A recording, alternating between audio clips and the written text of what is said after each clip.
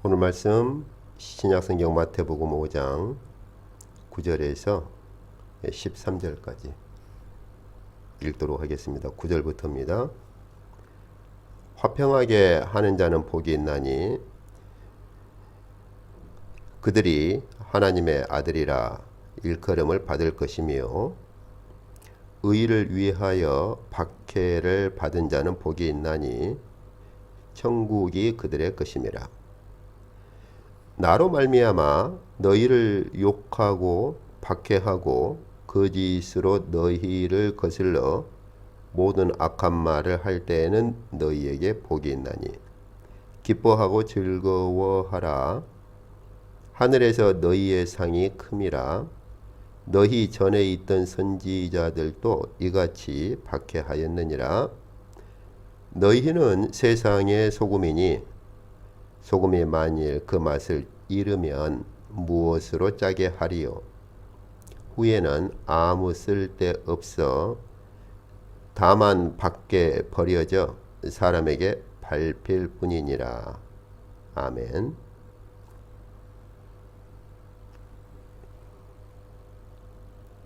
네, 저희는 이제 앞주부터 화평케 하는 자에 대해서 말씀을 살펴보고 있지요. 앞주에 저희는 주께서 우리에게 그냥 너희가 평화를 만들면 너희에게 복이 있다, 그렇게 그냥 선언하시고, 그리고 그냥 우리로 하여금 그러니까 너희가 이런 길을 걸어라 이렇게 말씀하신 것이 아니라고 했었죠. 여기 평화를 만든다라고 하는 평화를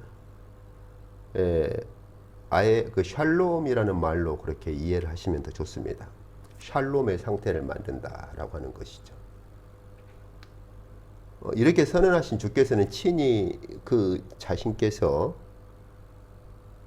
이 세상에 샬롬을 이루시는 그 길을 걸으셨고, 그리고 바로 그 주님께서 하나님과 우리를 화목시킴으로 하나님과 우리 사이에 샬롬을 이루시는 그러한 화목제물로 자신을 바치신 그 길을 걸었다는 것을 앞주에 보았습니다.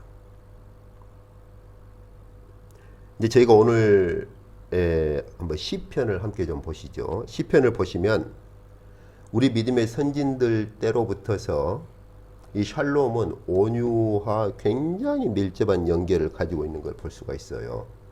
시편 한번 37편을 봅시다. 시편 37편. 이제 저희가 전에 그 온유한 자에 대해서 말씀을 볼 때 시편 37편을 보았었죠. 다윗이 자기 자신을 가난한 자라고 하나님 앞에 그렇게 고백했던 다윗이 시편 37편에서는 온유한 자들에 대해서 그들이 어떤 복을 얻을 것이며 그들이 어떻게 될 것인가. 그래서 시편 37편 11절에 보면 온유한 자들은 땅을 차지하며 이렇게 나와 있죠.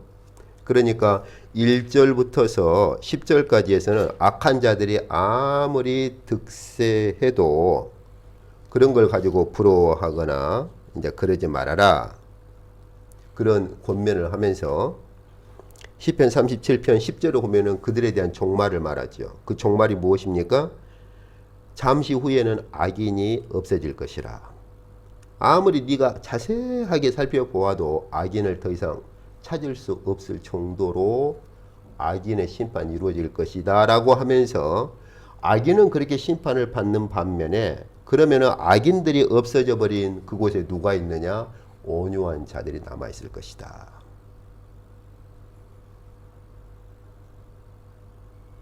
그래서 이것은 주께서 산상보훈에서 이 팔복을 선언하시기 전부터 이미 구약 때부터 믿음의 길을 걸어온 선진들이 가졌던 소망이었고, 믿음의 선진들이 그렇게 고백해 왔던 그런 믿음의 흔적들이죠. 그런데 11절을 한번 더 보시면 그러면은 그 온유한 자들이 이제 그 땅을 기업으로 받을 것인데 어떤 땅이냐 하는 거예요. 도대체 온유한 자들이 기업으로 물려받을 그 땅이 어떤 땅이냐? 근데 11절을 한번 더 보시면 온유한 자들은 땅을 차지하며 풍부한 샬롬으로 즐거워하리로다. 하나님의 샬롬이 가득 찬. 그래서 온유한 자들이 결국에는 그 땅을 기업으로 물려받을 것인데 그 기업으로 물려받은 그 땅에서는 온유한 자들이 하나님의 그 풍성한 샬롬 가운데서 기뻐할 것이다 하는 것이에요. 온유한 자들에 대한 종말의 그러한 기업, 마지막으로 물려받게 될 기업이 뭐냐? 하늘의 기업, 하늘의 땅을 받을 것인데, 그럼 그 하늘의 기업, 땅으로 물려받는 그 하늘의 기업이 어떤 곳이냐? 샬롬이 가득 찬 곳이다. 예, 샬롬이 가득 찬 곳이다. 이것이 다윗이 시편 37편에서 고백하고 소망하는 것이죠. 그래서 거기 37편 37절에 보면은 다시 한번 다윗이 그것을 반복하는 걸 볼 수 있습니다.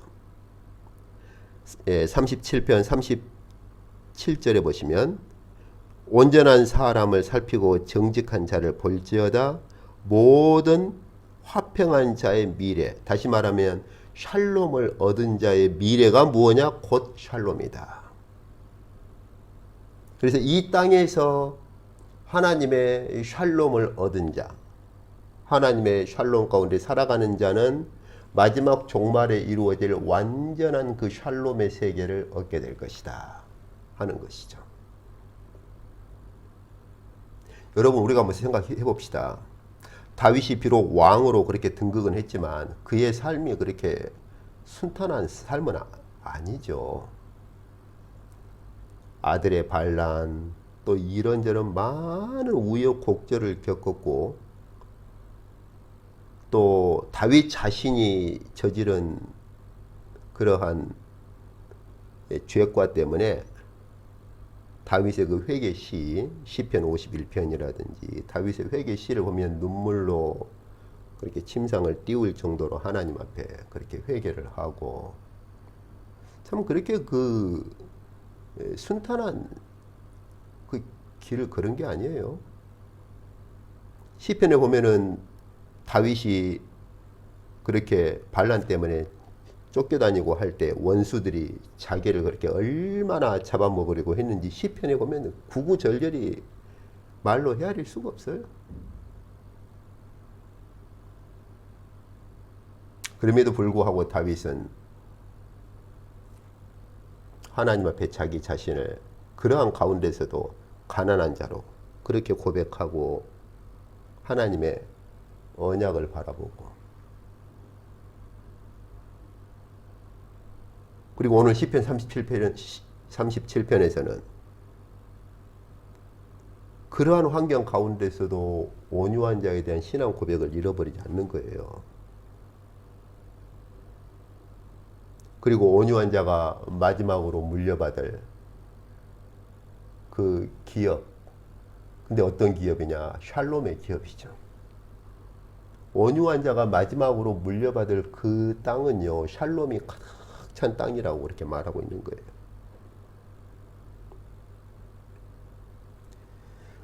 이제 지금 저희가 주일날 저녁에 계시와 묵시에 대한 공부를 하고 있죠. 이제 이번 주부터서는 율법에 대한 고찰에 이제 들어가요. 근데 이제 앞으로 제가 보면 알겠지만은 그 하나님의 그 율법을 어떻게 이해를 할 것이냐. 하나님의 율법이 하나님께서 율법으로 주신 것이 하나님의 언약으로 말하면서, 근데 어떤 언약이냐? 그 언약이 어떤 언약이냐? 하나님께서 직접 샬롬의 언약이다 그럽니다. 샬롬의 언약. 이사야에서 54장 봅시다. 이사야 54장. 저희가 잘 알듯이 이사야에서 53장은 메시아에 대한, 메시아의 고난에 대한 예언의 말씀이죠. 이사야에서 53장은 앞으로 오실 메시아가 어떤 고난을 받을 것인가. 우리가 잘 알듯이 원래 성경에 장절은 구분이 없었지요. 그러면 53장에서 앞으로 오게 될 메시아가 당할 그 고난을 쭉 얘기를 하고 나서 54장으로 넘어가면서 무엇을 말씀하시느냐. 54장 10절 봅시다. 아침에 묵상기도 때 제가 읽었죠. 54장 10절 보면은 산들이 떠나고 언덕들이 다 옮겨진다 해도 나의 자비는 영원히 떠나지 않을 것이다 그러면서 나의 화평의 언약은 흔들리지 아니하리라. 샬롬의 언약. 이 말은 무슨 말이냐? 하나님께서 그 언약을 이루시면 샬롬이 이루어지는 그러한 언약이다 그 말이에요. 하나님께서 우리에게 율법을 주신 것은 단순히 율법 문자 몇 가지를 지켜서 내가 구원 받을 것이냐 말 것이냐 그런 바리새인들의 해석하고는 전혀 달라요. 하나님께서 우리에게 율법을 주신 것은요, 그것이 이루어지는 곳에서는 하나님의 샬롬이 이루어져요.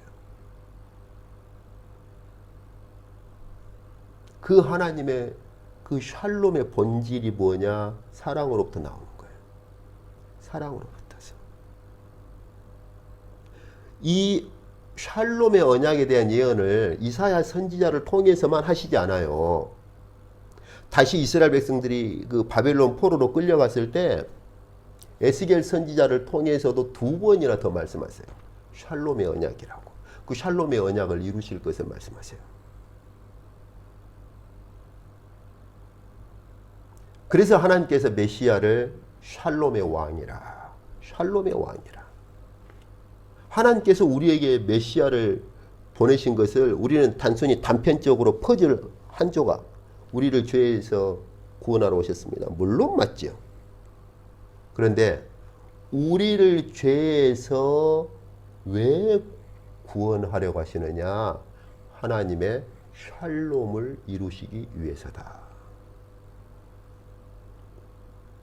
여러분, 우리가 정말로 그리스도의 십자가의 그 흘리신 피를 가슴에 품고 하나님과의 관계가 더 깊어질수록 우리 안에 이루어지는 것이 뭐냐? 샬롬이에요. 그래서 주께서 친히 이 땅에 사람의 몸으로 오셨을 때 저희가 앞주에 보았지만 천사들이 드디어 이 땅에서 기뻐하심을 입은 사람들 가운데 샬롬이다. 이렇게 말씀하시는 거예요. 이렇게. 그리스도의 피 뿌림을 우리는 내 죄를 사하시려고 피를 흘리셨습니다. 그 퍼즐 단편 한 조각만 가지고 이렇게 붙들고 있는데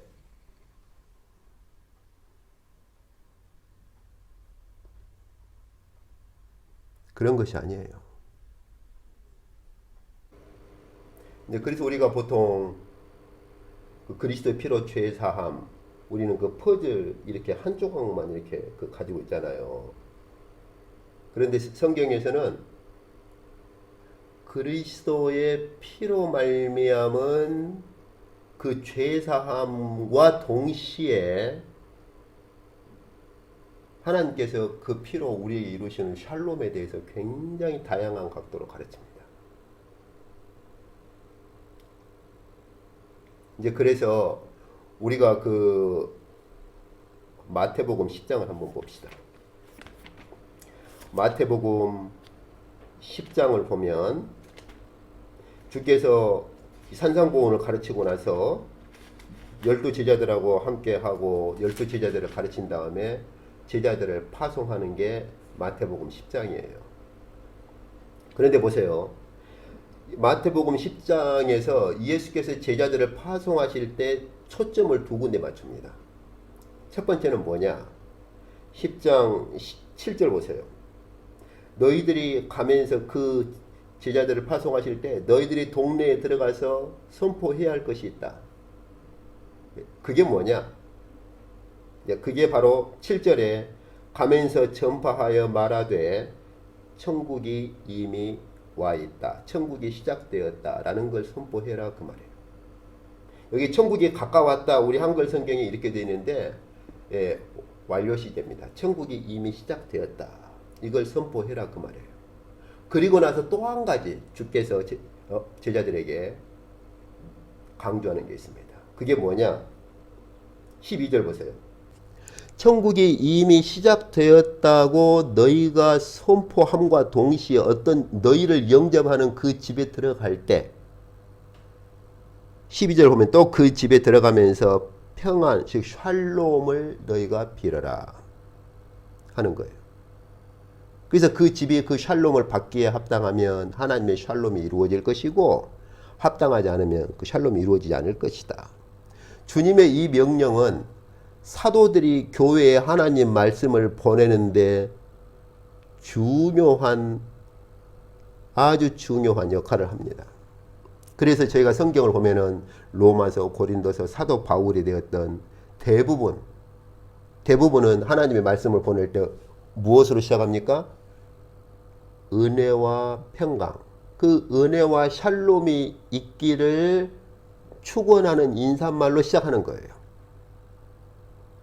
주께서 제자들에게 너희는 어떤 집에 들어가든지 샬롬이 있기를 빌어라고 말씀하신 이 주님의 가르침을 따라서 사도들은 교회에 하나님의 말씀을 보낼 때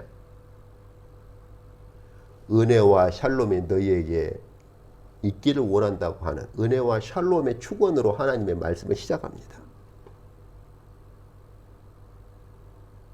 바로 이러한 역사를 이루러 오신 주님께서 오늘 산상보훈에서 선언하신 것이 바로 그겁니다. 샬롬을 만드는 자들, 샬롬을 만드는 자들에게 복을 선언하시는 거예요. 근데 그 샬롬은 방금 저희가 시편 37편에서 본 것처럼 온유와 분리되지가 않아요. 분리되지 않아요. 정말로 심령이 가난한 자가 되어서 온유한 자로 그렇게 선다고 하는 것은 또 한 측면에서는 샬롬을 만들어내는 것을 말합니다. 한번 여러분 우리가 생각해 봅시다. 정말로 우리가 심령이 가난한 자가 되어서 하나님의 마지막 그 심판의 공의를 바라볼 줄만 안다면 우리가 긍휼히 여기는 자가 될 수 있지 않겠어요? 그리고 우리가 온유한 자로 설 수 있지 않겠어요?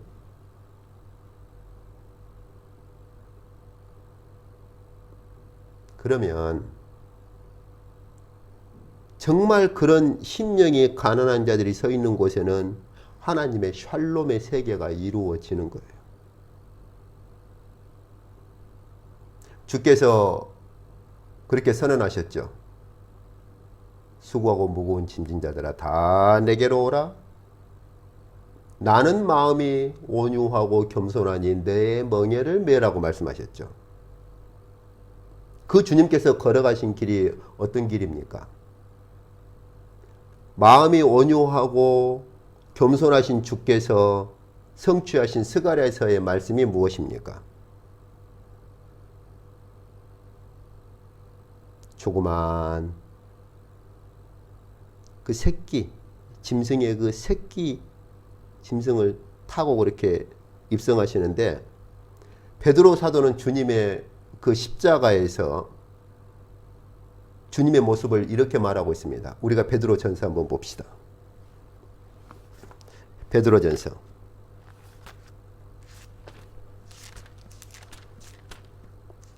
베드로전서 2장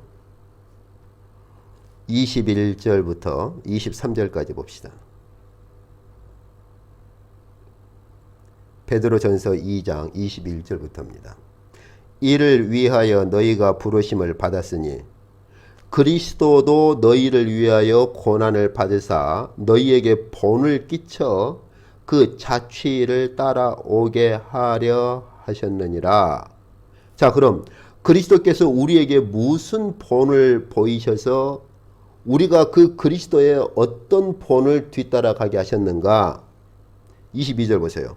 그는 죄를 범하지 아니하시고 그 입에 거짓도 없으시며 23절 욕을 당하시되 맞대어 욕하지 아니하시고 고난을 당하시되 위협하지 아니하시고 그 다음 보세요. 오직 무엇으로? 공의로 심판하시는 이에게 부탁하시며 친히 나무에 달려 그 몸으로 우리 죄를 담당하셨으니 어떻습니까? 그리스도께서 우리에게 보이신 본이 무엇입니까? 그리스도께서 우리로 하여금 뒤따라 오라고 주님께서 보여주신 그 본을 뒤따라 오라고 우리에게 보여주신 그 본이 무엇입니까? 욕을 당하시되 맞대어 욕하지 아니하시고 고난을 당하시되 위협하지 아니하시고 오직 공의로 심판하시는 하나님께 모든 걸 다 맡기셨다고 말하고 있어요. 나는 마음이 온유하고 겸손하니라고 선언하신 주님께서 걸어가신 길이 무엇입니까? 하나님의 공의의 모든 걸 맡기셨어요. 그러한 주님을 사도들은 샬롬의 주님이라고 말합니다. 샬롬의 주님. 여러분, 우리가 샬롬을 만드는 자들이여 복되도다라고 할 때 어떻게 샬롬을 만들 것이냐? 어떻게? 우리가 온유한 자로 서지 않으면 하나님의 샬롬을 이룰 수가 없는 거예요. 그냥 성격이 좀 순해가지고 그냥 참고 그냥 넘어가는 것하고 하나님의 가난한 자로 서서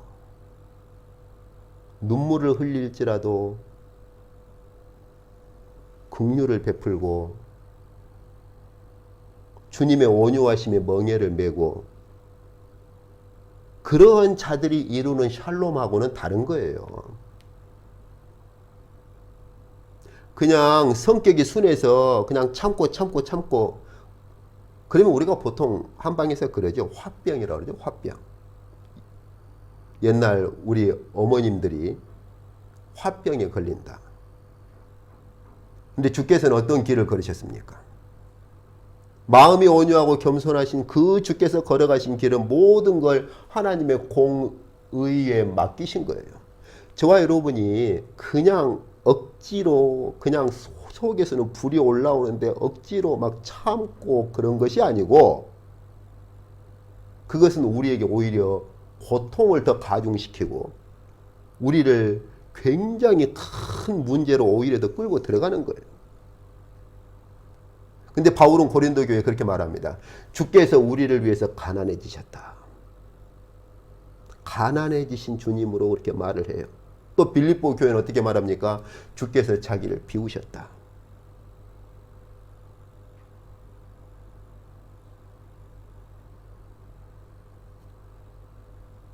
참는 것이 아니고 분노가 일어나는데 그냥 억지로 그것을 참는 것이 아니고 오히려 주님의 가난해지심을 담고 주님의 자기 비우심을 닮아가는 것이죠. 그러면 우리는 주님의 온유의 멍에를 맬 수가 있어요. 그러면 우리는 샬롬의 왕으로 오신 그 주님의 샬롬을 이룰 수가 있습니다. 물론 이것이 우리 삶에서 단시간 내에 이루어집니까? 그렇지 않아요. 저도 지금도 힘들어요. 그러나 분명한 것은 이것은 우리 가난한 자들의 본질이 되어야 하고 이러한 것들이 우리 안에서 조금씩 자라가야 한다는 건 분명합니다. 그리고 이것이 우리 삶의 목적지라는 것도 분명합니다. 그러면 저와 여러분은 하나님의 아들이라 일컬음을 받는 거예요. 왜 그렇습니까? 샬롬을 이루신 분이 누구십니까? 샬롬의 하나님이시니까. 그 하나님의 형상을 닮아가면 그 샬롬의 하나님의 형상을 닮아가면 우리는 하나님의 아들이라고 일컬음을 받는 것이죠. 그리고 저희가 시편에서 본 것처럼 온유한 자들이 차지할 그 하늘의 기업, 산상보훈에서도 온유한 자들은 하늘의 기업을 물려받을 것이라고 그렇게 주께서 선언하셨는데, 그 하늘의 기업이 어떤 하늘의 기업입니까? 샬롬으로 가득 찬 하늘의 기업이 되는 거예요. 그래서 바울은 로마 교회에 그러한 삶을 살라고 권면합니다. 우리가 봅시다. 이제 로마서 14장 봅시다. 로마서 14장 보면은 바울이 이제 로마 교회에 음식 문제를 가지고 그렇게 권면을 하는 게 있어요. 로마서 14장 1절부터 보면은 믿음이 연약한 자를 너희가 받되 그의 의견을 비판하지 말아라. 그래서 믿음이 연약한 자를 너희가 판단하거나 비판하지 말라고 말을 합니다. 그러면서 쭉 14장에서 이 얘기를 해요. 그런데요, 그 14장 결론부에 가봅시다. 14장 17절, 18절, 19절을 보세요.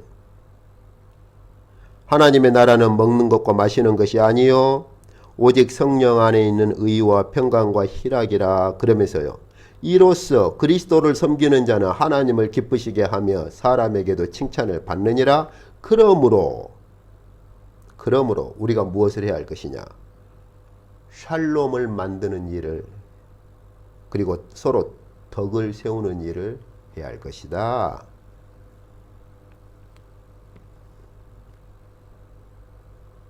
이것을 오늘날 우리가 억지로 이러한 삶을 살려고 하면 우리는 오히려 지치고 그리고 언젠가는 넘어지기 쉽습니다. 어떻게 이것을 이루어갈 것이냐? 저와 여러분 각자가 성령 안에서 주어진 믿음의 분량들이 있어요. 억지로 우리의 어떤 욕구나 인간적인 의지로 이걸 만들어내는 것이 아니고, 저와 여러분이 가지고 있는 그 믿음의 분량의 그 선에서 각자 이것을 목표로 삼고 이루어가는 거예요. 성령께서 내 안에서 일으키시는 믿음의 분량을 따라서 어떤 사람은 이만큼 하는 사람이 있는가 하면 어떤 사람은 그보다 더 적게 할 수도 있어요. 그래서 바울이 로마교회 하는 말이 그거예요. 너희가 믿음이 약한 자를 비판하지 마라. 뭐가 중요하다? 샬롬을 만들어라. 샬롬을 만들어라. 히브리 사도는 더 중요한 가르침을 줍니다. 우리가 히브리서 12장 봅시다. 히브리서 12장.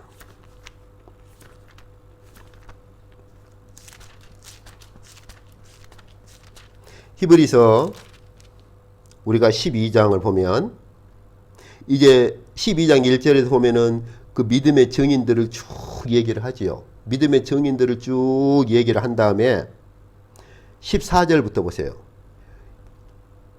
우리가 가지고 있는 믿음이 무엇인가? 11장, 12장 이렇게 길게 우리가 가지고 있는 믿음이 무엇인가를 말한 다음에 마지막 12장 결론부에 가서 어떻게 말합니까?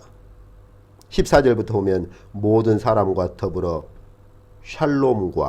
샬롬을 그렇게 만드는 일과 거룩함을 너희가 그렇게 뒤따라가라. 샬롬을 만들어내는 일과 거룩함을 쫓으라고 말을 하지요. 이것이 없이는 아무도 주를 보지 못하리라. 그렇습니다. 하나님께서 샬롬의 하나님이시고 그 샬롬의 하나님께서 죄 가운데서 그렇게 고통당하는 우리를 내버려 두지 않으셔요. 왜냐하면 하나님께서는 샬롬의 하나님이시니까. 그래서 그 우리와의 샬롬을 회복하고자 하시는 거예요. 그래서 메시아를 보내는 거예요. 죄를 제거하고 샬롬을 다시 회복하시려고. 그래서 주께서도 샬롬의 왕으로 오시는 거예요. 그런데 이러한 주님 앞에 우리가 나아가고 이러한 하나님 앞에 나아간다라고 할 때 우리 또한 샬롬을 추구해야 되지 않겠어요? 샬롬의 주님 앞으로 나가고 샬롬의 하나님 앞으로 나가는데 우리가 샬롬을 깨뜨려 버리면 누가 감히 주를 볼 수 있겠어요? 주께서 샬롬의 주님이신데, 샬롬의 왕이신데, 샬롬의 왕 앞에 나가는 자들이 샬롬을 깨뜨려 버린다? 아무도 주를 볼 자가 없습니다. 저와 여러분이 가지고 있는 각자 믿음의 분량과 저와 여러분이 각자 서 있는 위치에서 우리가 성령께서 우리 안에 주시는 믿음의 힘으로 우리가 할 수 있는 만큼 우리는 샬롬을 이루어야 됩니다. 예, 어떤 사람은 10%를 이룰 수 있어요. 어떤 사람은 50%를 이룰 수 있고 어떤 사람은 70%, 80%를 이룰 수 있습니다. 공통점은 무엇입니까? 서로가 샬롬을 이루기 위해서 부단히 노력한다는 겁니다. 그러면 어떻게 되겠습니까? 10%든 40%든 70%든 샬롬이 이루어지는 거예요. 샬롬의 공동체가 이루어지는 거예요. 그러면 우리는 누구를 결국 닮아가는 것입니까? 샬롬의 주님을 닮아가는 거예요. 그러한 우리가 샬롬의 주님을 보는 것이고 샬롬의 주님 앞으로 나아가는 것이죠. 그러한 샬롬이 이루어진 자들의 공동체는 온유한 자들의 공동체이고 긍휼을 베푸는 자들의 공동체이고 그러한 자들은 바로 주께서 그러셨던 것처럼 하늘의 하나님께 모든 공의의 심판을 내맡겨버리는 자들이에요. 오늘 말씀 맺도록 하겠습니다. 바울이 고린도 교회에 말한 것처럼 우리를 위해서 친히 가난해지신 주님, 그러한 주님을 닮아서 우리가 가난한 자로 선다고 하는 것은 주님의 온유와 겸손의 멍에를 메는 것이죠. 주님의 온유와 겸손의 멍에를 메고 비록 눈물을 흘린다 할지라도 주께서 우리 죄인들을 긍휼히 여기셨던 그 주님의 긍휼하심을 우리가 담고 우리 또한 긍휼을 베푸는 것이고 이젠 더 나아가서 샬롬의 왕으로 오신 이 주님의 샬롬을 이 땅에 이루는 삶을 살아가는 것이죠. 그러한 우리가 주님을 보게 됩니다. 그리고 그러한 자들이야말로 그러한 우리들이야말로 아 하나님의 아들들이구나 이렇게 불림을 받는 것이죠. 그래서 아까 우리가 이사야에서 보면 하나님의 샬롬의 언약을 이루면 무슨 일이 생겨요? 그런 보석들로 기둥 밑받침을 둔 그러한 곳에 거하게 될 것이다. 그게 바로 계시록이에요. 계시록에 하나님의 종말에 임할 하나님의 예루살렘의 성전의 모습을 그렇게 표현을 한 거예요. 그리고 거기에는 샬롬과 영광의 빛이 가득 차 있습니다.